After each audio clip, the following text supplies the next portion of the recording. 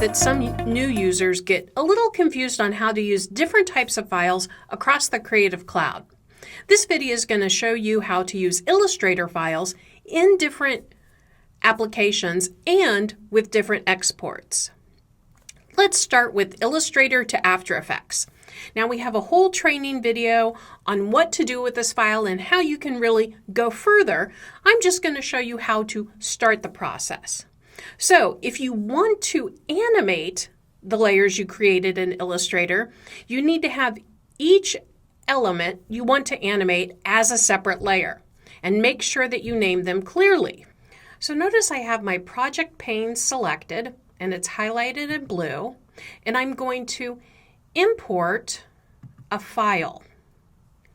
So I'm going to choose that file, and down here at the bottom I want to import as a composition, retain layer sizes, and create a composition.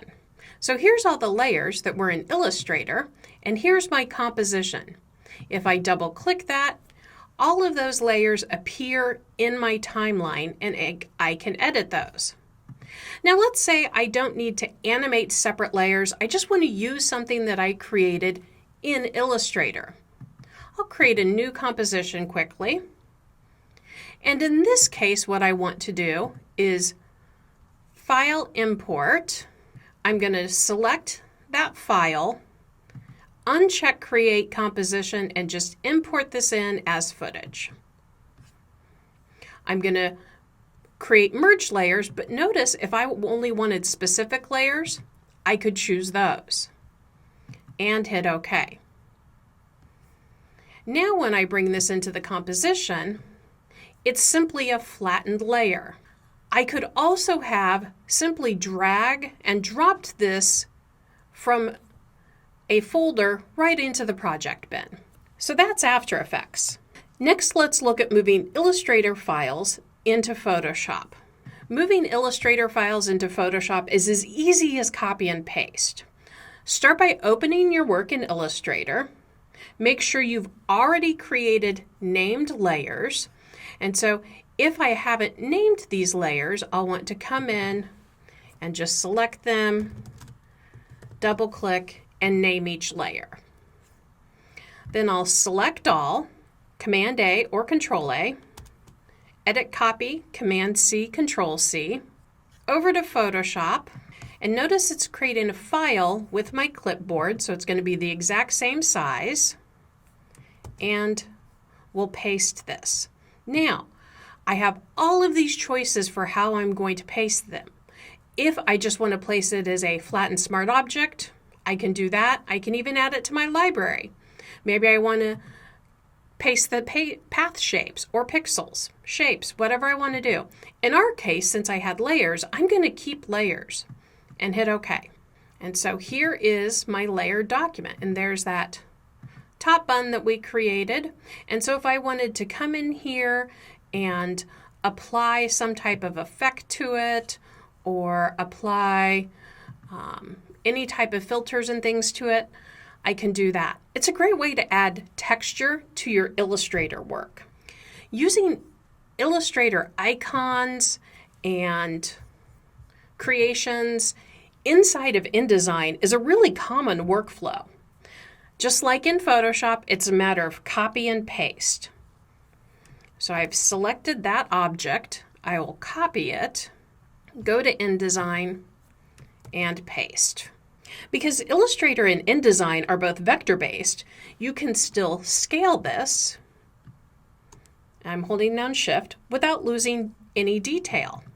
I can also double-click into this grouped object and change colors and things if I would like to. Finally, let's talk about using Illustrator in XD.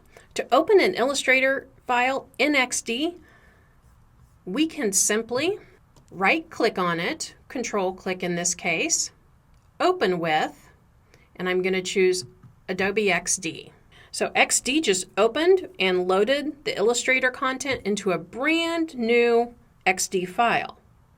And so you can see I've got both of my artboards that I'd created in Illustrator right here for me to use.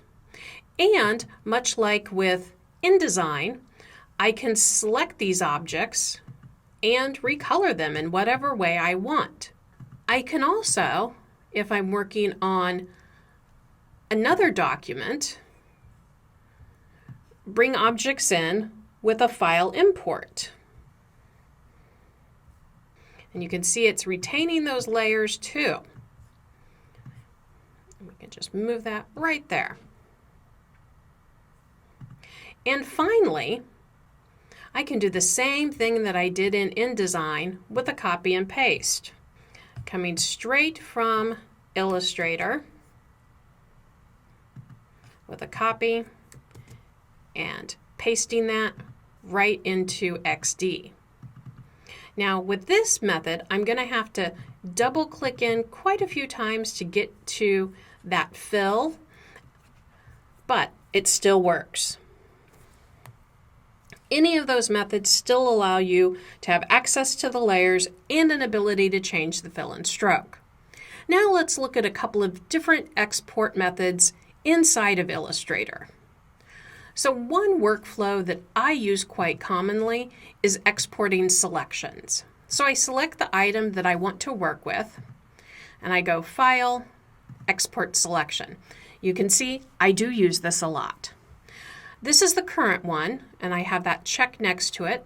I can click and rename that asset, and I can choose a location, open that after export, and I have all of these options to export.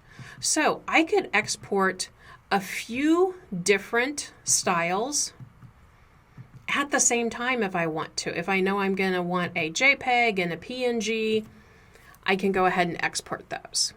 If I say just wanted to save this out as a PDF, I can just save as, and there's my EPS PDF options. And finally, Illustrator has added the option to share a document. So that's another method to kind of output your Illustrator work. So hopefully that gets you started on using your lovely graphics across the Creative Suite.